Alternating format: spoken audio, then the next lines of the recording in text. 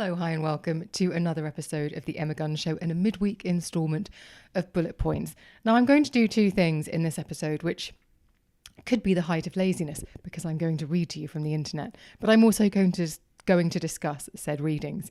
The first is from lovely Holly Tucker. So Holly Tucker, who has been on this podcast, she is an entrepreneur. She founded Holly.co, not on the high street. I mean, she's a formidable businesswoman.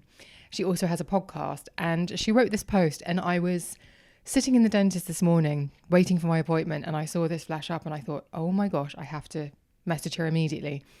And I wanted to read out what she said because I'm curious to know what you, as podcast listeners, think, especially as me, the podcaster, is sitting here attached to an audio recorder and a video camera, and I will sync both of those things in order to make this as available as possible on multi-platforms. So, and that's a big change from what it was at the beginning. But let me read to you what she said, because I think it would be interesting for us to discuss.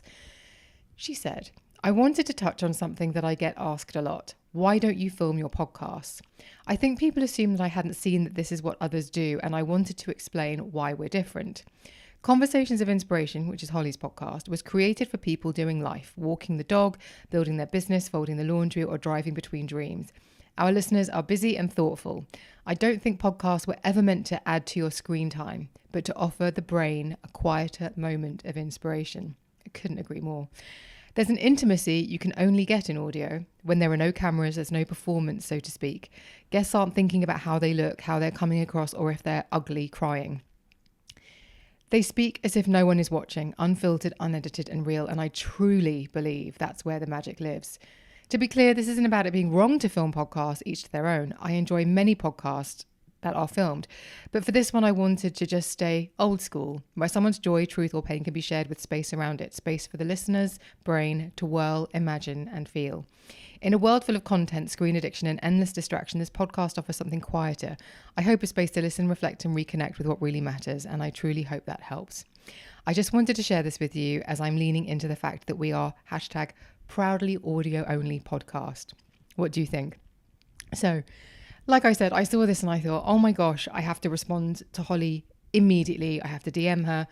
I also am now thinking, should I put something on my social media pages to discuss this? Is this something I should talk about on my Substack? Is this something I should do a main grid post on Instagram for? And it's sort of come at the same time as actually starting to say out loud, I've got to stop moaning about the fact the podcast space has changed, because it has. Just to remind you, this podcast is over 9.5 years old. In podcast terms, that is Jurassic. It is a dinosaur of a podcast. I have been doing it since 2016, but that doesn't mean, but however long you've been doing it is kind of irrelevant. It doesn't mean that you're better or whatever. But undoubtedly the space has changed, and I've talked about this a lot. And I've talked about this and how actually, as an audio only, as somebody who is not famous, as somebody who doesn't have the means to be able to spend money on video and all the gubbins that goes with it, I have stayed audio despite this. And look, if you are watching this video, you don't need me to tell you that it's basic. You can see that I've got my tripod up. I've got a mirror in the background. This is in my office. I've just been filming Stripe and Stare content. So there's some bras hanging off the door handle because I needed them within easy reach. There's also my handbag is on the hallway table. There's a massive, there's mess behind me because this is a working office and I don't have a studio, and I don't really feel inclined to sort of jazz it all up, because if you remember, I hired a studio, I had a producer, I had an editor, and it was wildly expensive and it did absolutely nothing. And actually, I remember before I embarked on that, because everybody was saying, if you want to stay ahead of the game, you've got to be video.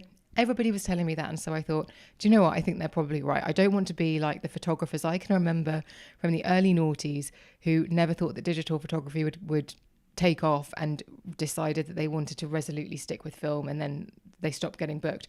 I didn't want to be that person, so I invested in getting a producer, doing the editing, having the video. And actually, I didn't enjoy many of those podcasts. There were a handful that I thought, okay, they're as good as the usual ones. But also when I asked you guys, it was when the Facebook group was active. When I was asking people, I'm going to video it, 100% of the responses were, oh, please don't. I like to listen to you when I'm doing the housework, or I like to listen to you when I'm on my run, or I listen to you in the gym, or I listen to you when I'm walking the dog. Everything that Holly's already said. There was a companionship about it. And that just isn't what podcasts are now. And again, I don't want to whinge about it. I can see exactly how it's changed. I feel hard done by. I definitely feel a harumph when I think that's a shame, because actually there was a point where it was a really, really brilliant platform, and it feels quite cheapened now. Even insofar as brands only want to work with or sponsor big podcasts with big names and big followings. But if you're a celebrity and you already have a big audience, whether it's from social media or because you're on a TV show, you're going to get the advertising revenue, and people who don't have any of those things are going to stop receiving that revenue. I've spoken to so many podcasters about this. Lovely Taylor James from the Waffle podcast. Not Waffle, is it? Yes, it's Waffle. I was getting confused between Waffle. Is it Waffle Shop? And Wobble, Jules Von Hepp and Sarah Powers. But anyway, I spoke to him. He posted at the weekend saying, I think I'm going to put the podcast on pause. And it's such a shame, because these are independent content creators who came into the space with really good intentions and wanted to put really good content out there that was helpful. With Taylor, it was in the mental health space specifically. With Holly, it's very much business focused. And with me, it was like, you never know what you're going to get. It could be Lisa Rinna one week. It could be Chris Voss from the FBI the next. It could be Gillian Michaels from The Biggest Loser / etc. the week after that. That's what I loved. I loved surprising and delighting my listeners, you guys, but also me. I found it really challenging. It was like, there were some interviews where it was like going to, I don't know, the gym for the first time and using a piece of equipment that you simply don't know what to use, but you're like, everyone's watching. And I enjoyed that pressure. I enjoyed the sort of intensity of it. Anyway, so parked, stop moaning about it. It has changed, move on. How do we adapt? And it's like, I have gone back and forth about, do I want to continue doing the podcast? Do I want to continue making it? As you know, I talk to you down the camera or just chat along about what I've been doing in my week now. That seems to get more feedback than positive feedback than any of the big interviews I have ever done. So I'm going to continue to do that. But as you know, I think Keely Hazel was the first the first interview I had done in about a year, partly because there are so many people who are now discovering the show through Substack or whatever it might be, who, when I post Gabrielle Lyon, which is a podcast that's 3 years old, they are hearing it and finding it for the first time. And I have this incredible archive of interviews, I think, like really strong interviews with varied guests, with really, again, all audio. I think that there's some real nuggets in there, some really good guests in there, and they get lost if I don't repurpose them. And I'm not going to get those guests again. I've even asked some of the big ones, I'm like, would you come back on? And they're like, what are your numbers? And it's like, oh, for God's sake. Okay, fine. So anyway, I wanted to ask you what you think about video podcasting. I actually don't think it's the podcast. I think it's more about being able to film a podcast and then chop it up into clips that you can then put on social and then tease people to come and find you. I don't actually think it's about the entire episode being recorded that's the strength, but obviously some podcasters encourage you to engage with their video content. But just let me know what you think. I'm very much in Holly's camp. I've been going back and forth. Do I stop doing this podcast? Do I bother setting up the camera and doing bullet points? But it feels, I don't want to lose this connection, this relationship that we have. And so I keep doing it. And what would be really amazing is if you kept in touch with me, because I actually need to get back to somebody who I actually quoted something that they said about why they unsubscribed a little while ago. And because they said that they had unsubscribed, I thought, oh, well, they're gone. And I said, well, this is their critique. But actually, they told me what they didn't like, but I'd never known what they did like. And that would be really helpful if you could let me know what you like. Do you like bullet points? Do you want the interviews back? Because at the moment, I'm trying my best to guess what's going to work, but any insight from you guys would be amazing. So office@emmaguns.com. Comment below my Substack if you are watching / listening there. Comment under the YouTube video if you are watching there. And where else? DM me on Instagram where I'm at Emma Guns. That would be flipping fantastic. Now, the second thing I wanted to read to you from the internet today was something that I saw on Substack. And it was something that actually made me really stop in my tracks and think, oh, wow, okay, yikes. And perhaps just reading it first and then explaining why or maybe you'll join the dots by the time I get to the end. It's not very long, but it was from a content creator called Isabel Jones. Yes, so it is from a content creator called Isabel James, and it reads thus. I'm pretty sure the antidote to stress and overwhelm isn't more rest. I'm pretty sure it's fun. We never talk about having fun. We view it as a bigger luxury than rest. But frankly, rest is maddening, mind-numbing. Fun is restorative. So if your rest isn't working, maybe try doing something that sounds fun. And I honestly stopped in my tracks, as I said, and thought, oh my word, have I been doing my life wrong? And I know that sounds like a really daft thing to say, but I am someone who grew up with weekends being about rest and recovery. You go to school, you give it your all. I didn't give it much.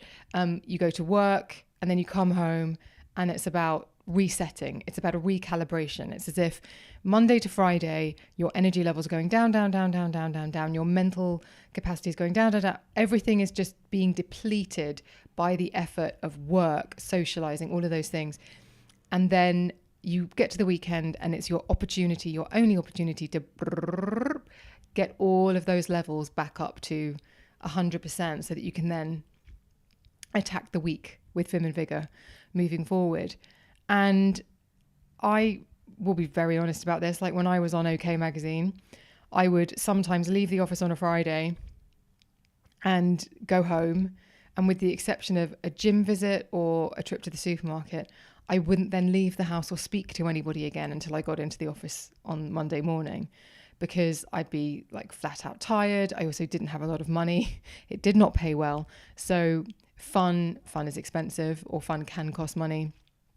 And so I look back and I think, God, in my late 20s and my early 30s, I think I was just sort of constantly going into standby mode. And the reason why I think this hit me so hard is because recently, like in the last couple of years, I've been a little bit more adventurous in terms of I'm going to do that day trip, or I'm going to go for that weekend away. And always in the back of my mind, I'm thinking, but at what cost? Like, will I not be very good at work that week, or will I be too tired? Or should I say yes to that event if I know that I'm going to be back home late on a Sunday? Should I go out to the evening event on a Tuesday because will I be tired and grumpy? So there's all of these things. And I'm just personally, that quote or that particular content creator, what she wrote, found me at a time when I was suddenly realizing that actually she's 100% right. At the end of a busy week, and it's not about going to the pub and having a skinful and waking up on Saturday with a hangover, because we've talked at length about how displeasing that can be. This is more about getting to the end of the week and having something to broaden your perspective. Whether it's like a couple of weekends ago, I went over to Battersea Park, had a little mooch around, had a nice Bloody Mary with an oyster on top from Wright Brothers, and then got the Clipper and kind of went up to the Greenwich on the Clipper and then came back on the Clipper cruise and just saw loads, was dazzled by how beautiful London looked, was invigorated by the wind in my hair on the boat. Like there were lots of really wonderful things, and I slept well as a result. And yes, it was quite tiring, but it didn't break me. So my question to you is, how do you rest and recover? And I say this, we've talked many times, although probably less so in the last few years, about leaning into things like yoga or meditative practice. I meditate in the morning. I tend not to be that good at remembering to do the afternoon session, mainly because I'm usually out and about and on the go. But I meditate. So I try to incorporate these little things that I know will be helpful and I know will work at sort of calming me down. Like if I'm having a really stressful day, I will just go, right, sit in the corner and meditate, because I know how important that is. But I also know that actually going for a walk, looking up, seeing if I can spot a woodpecker in the trees in the park where I live, like all of those things actually are probably more restorative. And also every time I think that I want to have a nap, apart from on a Sunday when I think an afternoon nap, especially in the summer, something about summer naps are just bliss. But I've now sort of realised that actually just having a sleep isn't the way to do. I actually think broadening your perspective, having an experience, doing something that you can class as a mini adventure, I think that might be the restorative practice that we need to get into. So I'm fully aligned with that quote from Isabel. I just need to figure out how that looks for me, because I also know that even though I really enjoyed my day on the river, there were a lot of people, and at times that was a little bit too much and a little bit too overstimulating and a little bit too crowded, and I just wanted to kind of get away from all of the noise and bustle. Again, it's about figuring out what works for me. But what works for you? Do you find that actually, do you have a good like weekend on, weekend off, or do you have certain number of school nights that you will socialise versus number of nights that you won't? I would be so interested to hear, because that really struck a chord with me. And if I can get any tips from you, my most excellent listeners, about how you find that balance, I'd be so grateful. So anyway, those are my 2 musings this week. So email me, office@emmaguns.com, Substack, comment underneath this post if that's where you're finding it. And don't forget to subscribe. Please subscribe. Instagram, Emmaguns, @Emmaguns. And then what's the other one? Email, Substack, Instagram. I think that's it, isn't it? I think there's a 4th, but I can't remember what it is. Email, Instagram, Substack. YouTube, comment under the video. See, too many platforms. Going back to my first point, it gets a lot, especially when you're doing it by yourself. Anyway, it's been delightful to spend this time with you. Thank you so much for tuning in. I will see you on the next one.